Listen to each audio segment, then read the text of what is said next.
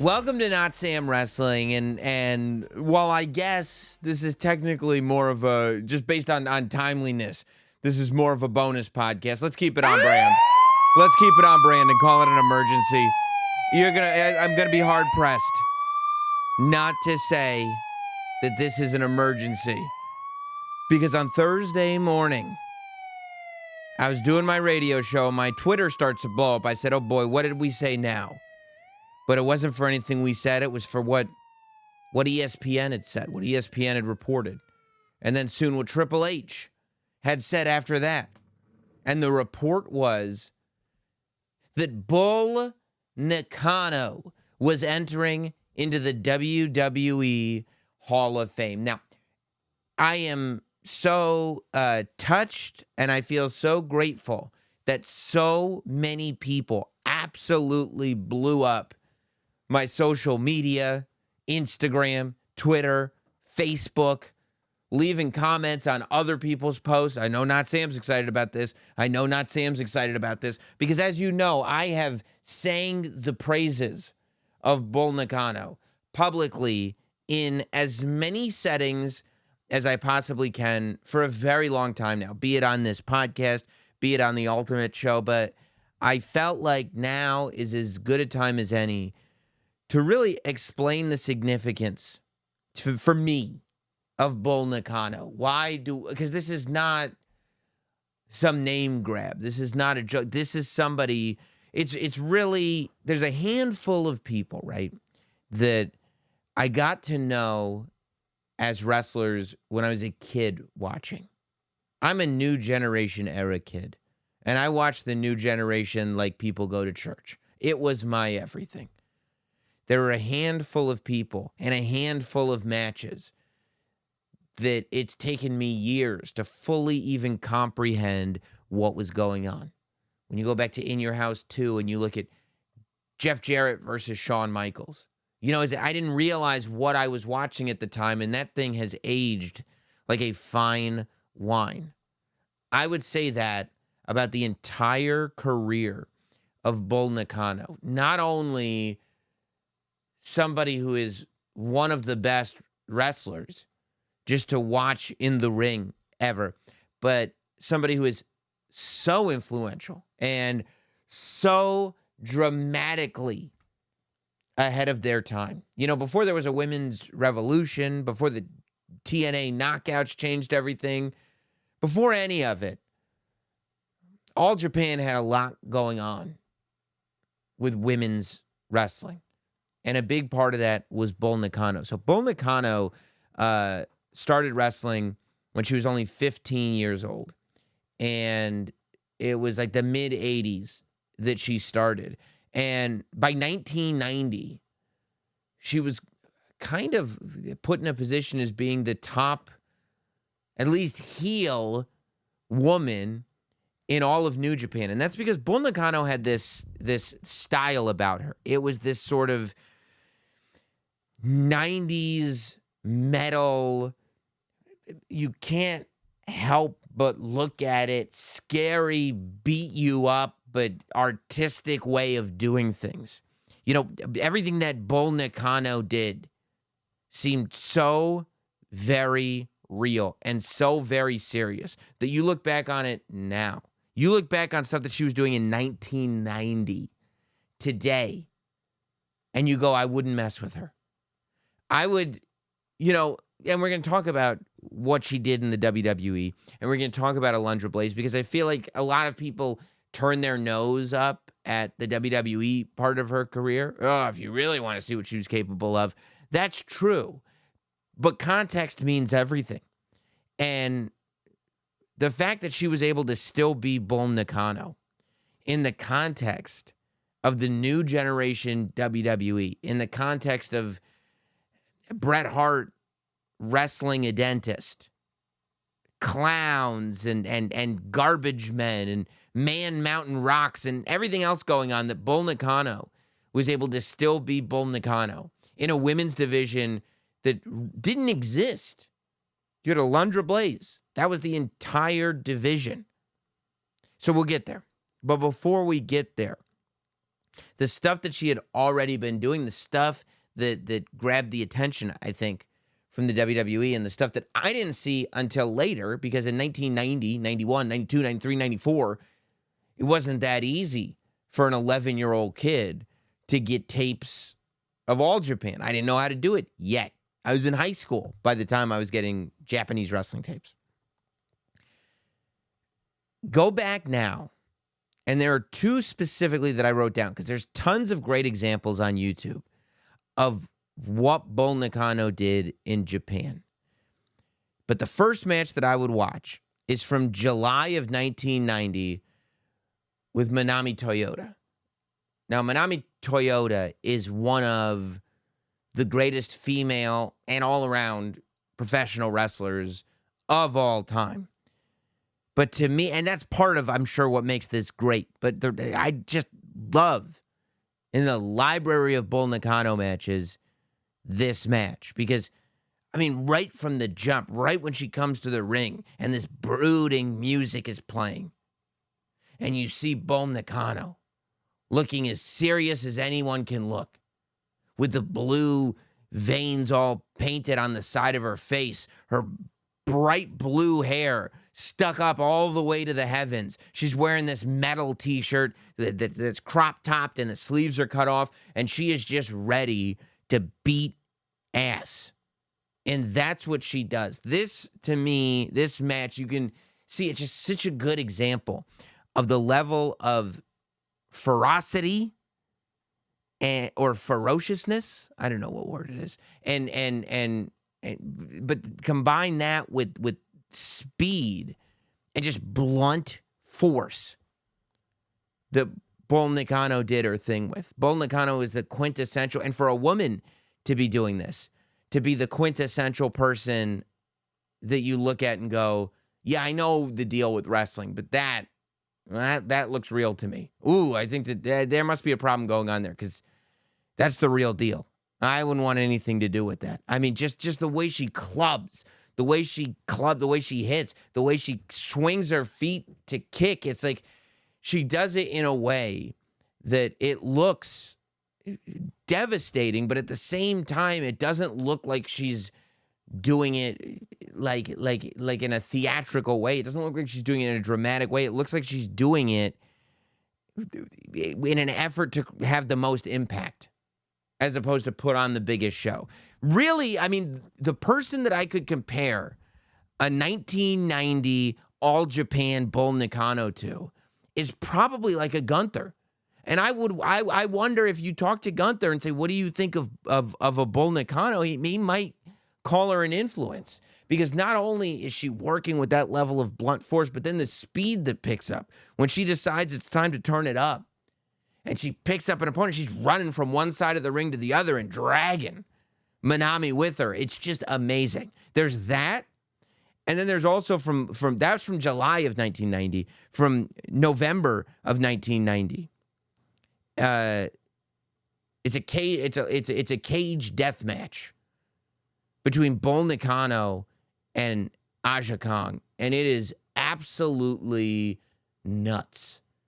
Bull Nakano comes to the ring, and on YouTube you can see there's a promo beforehand, and by November of 1990, Bull Nakano had evolved her look to be like, on one end, yes, she had the hair all the way up and the metal t-shirt and everything, but on the other end she had this robe that she put on, and it was almost like a European royalty, like she was part of the monarchy when she would come to this robe that had like the big cuffs and the big collar that would come up and everything, almost like a Marie Antoinette or something like that. And she comes to the ring in this robe and everything, but before she can even get in the cage, Aja Kong is attacking her with a pair of scissors. Excuse me, I'm excited. And that's just where it starts. She's attacking her with this pair of scissors, and what takes place over the next 25 minutes or so is just one of the most violent matches that you'll ever see. Not one of the most violent matches of the 90s, not one of the most violent women's matches, but just one of the most violent matches that you'll ever see. The fact that when you watch Bull, you're seeing stuff that you see now in terms of the work, in terms of the spots that she was doing, in the force that she was doing them with, the speed with which she was doing it with. There's nothing like it in American women's wrestling until far later, like now. Now is when you're starting to see some of that stuff. And then after she was in Japan, Bull went all over the place. She stayed in Japan, but she also went over to CMLL. I believe she became the first women's champion of CMLL. And then when the WWE decided to rebuild a women's division, because they had literally no division to speak of, the title had become, it was defunct. And they signed Medusa away from WCW. They name her Alundra Blaze. She becomes the WWE Women's Champion. And they need an opponent for her. So who are you going to call? Bull Nakano. And Bull Nakano comes into the WWE as like Luna Vachon was kind of in this rivalry with Alundra Blaze. But Luna Vachon didn't have a lot of matches in the WWE. Luna Vachon took more of the manager type role. You would see her with Bam Bam Bigelow. She would have some brawls, and she did have some matches.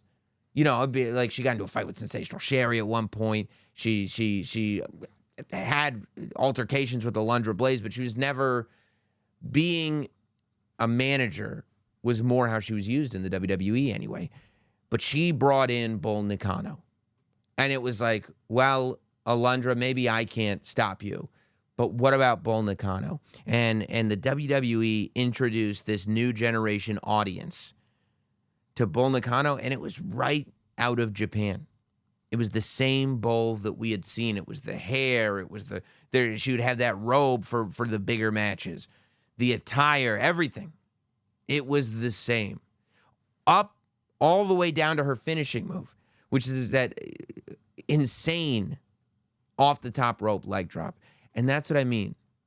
When I go back now, and I now know the history of Bull Nakano and how much she did, and then I look at what she was doing in WWE, I realize that I'm seeing just littered throughout these matches with Alundra Blaze the seedlings of what will be the women's revolution, the seedlings of what will be the first women's main event, the seedlings of what will be Ronda Rousey in a WWE ring, Charlotte Flair in a WWE ring, Becky Lynch in a WWE ring, Rhea Bloody Ripley.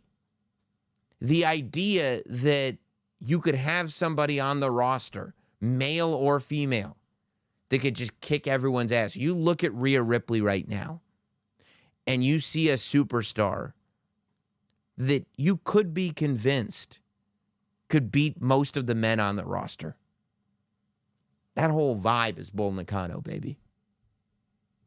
And so Bull and Alundra Blaze have this series of matches. I think the most famous Alundra Blaze Bull Nakano match was probably SummerSlam 94, where, they went out there for like 10 minutes, but it's not really fair to compare that match to the matches that she had previously had in Japan, because the matches that Bull had in Japan were so far ahead of their time in the context of American wrestling, it's hard to even put it into words. It's more the fact that the women's division was dead in the ground. There was no plans for it. And Bull was still, with Alundra Blaze, able to bring that style in and do what those two did at SummerSlam 94. It is awesome. You're talking about an era where The Undertaker is fighting The Undertaker. And look at what Bull and Alundra Blaze are able to pull off. It's amazing. Bull Nakano would end up winning the WWE Women's Championship. They would have a show. It wasn't a WWE show. It was a show that WWE was involved in. But it was in Japan. And part of that show was having Bull Nakano and Alundra Blaze have their rematch. And Bull Nakano would win the title. Bull Nakano came back to the United States as the women's champion. And she would end up holding it for a few months, wrecking everybody that she came into contact with, just jumping off the top rope about 10 feet in the air and dropping that big leg on whoever needed the off the top rope leg drop. And then she would have another match in 95 in April, right after WrestleMania 11 on Monday Night Raw with Alundra Blaze, which was also a great match. That would be the match that Alundra Blaze would get the WWE Women's Championship back, and would also be the end of Bull Nakano in the WWE. We'd see her pop up, like she after that, she'd do some other stuff internationally, but in terms of American wrestling, she did pop up in WCW. I think the first thing she did in WCW was the Collision in Korea show, but then she ended up like in a tag match at the World War III pay-per-view. She ended up having another match with Alundra Blaze when Alundra Blaze went back to WCW as Medusa. I think at Hog Wild 96, Bull Nakano came into WCW to have the match with Medusa.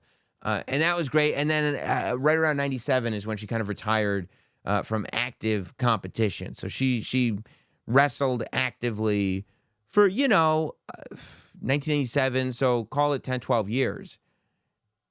But in that time, you go back to it and you realize new stuff every time. And I don't really that, say 90 to 92, there's just this whole, maybe 90, 91, all of 1990, all of 1991, there's just this whole catalog of amazing All Japan Bull Nakano matches that really show you where all of this came from. And I would hope that the women watch this, because this is Bull pulled things off in a way where it wasn't a spot show. It wasn't like, hey, look at how athletic I am. It was everyone in the division needs to take notice, because she will rip people's limbs from their body. I watch Bull Nakano matches now the same way I watch matches of other people that I am a fan of now. The stuff she did in WWE, you put it in the context of where it was at the time, and it blows you away. The stuff she did before she got to WWE, you can put it in the context of any time. You could put it in the context of right now. If you put that match on pay-per-view right now, it would blow people away. I have always considered Bull Nakano to be one of the underrated, unsung heroes of women's wrestling and professional wrestling in general, frankly. And I am so thrilled. Between Bull Nakano and Paul Heyman, it is as if I have a direct line to Triple H, and he has decided this year to just put the Hall of Fame class together for me specifically. I've already ordered the Bull Nakano t-shirt. I hope this means Bull Nakano is going to pop up in the next 2K video game. I hope this means that Bill at Mattel is going to be able to design a Bull Nakano action figure. And I hope that the WWE can do what I think they haven't done. And that's take some ownership of how far ahead of the curve they were in 1994 when they brought Bull Nakano into the new generation. If you guys are at all unfamiliar, the matches are right there. I encourage you to watch them. I am so excited. I appreciate all of you that associated me and thought of me when that Hall of Fame announcement was made. And man, I can't wait between Paul Heyman, between the other rumors that we've heard. I think when you're talking about the Hall of Fame, it feels like Medusa has to induct Bull Nakano.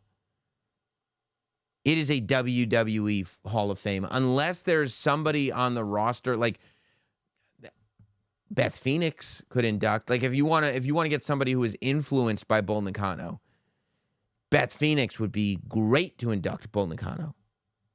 You could do Natalya too. But, I mean, look, when I was like, oh, do I need to do a Bull Nakano podcast? Two things happened. Number one, when I did the bump, they were like, Sam, the floor is yours. Talk about Bull Nakano. We're going to highlight this because we know how much it means to you. And Beth Phoenix herself replied to my tweet and was like, yeah, you need to do a Bull Nakano podcast. So here we are. And I don't know. I'm just coming off the top of my head and you know, I got a couple bullet points here. And just, again, that's what makes this an emergency podcast. Not in the sense that, like, the minute the announcement gets made, here we are, because we'll be here when we get here. But it's because the emergency podcast is about our feelings and getting our feelings out there. And that's what we're doing. And today, because Bull Nakano is going into the Hall of Fame, we feel pretty great. Either Medusa puts her in or Beth Phoenix puts her in, as far as I'm concerned. And I can't wait for Philadelphia when Bull Nakano is a part of WrestleMania 40 weekend. Who would have thought? What a time. Thank you, everybody. If you want me to do one of these for Paul Heyman, I will. Leave it in the comments. We'll talk soon.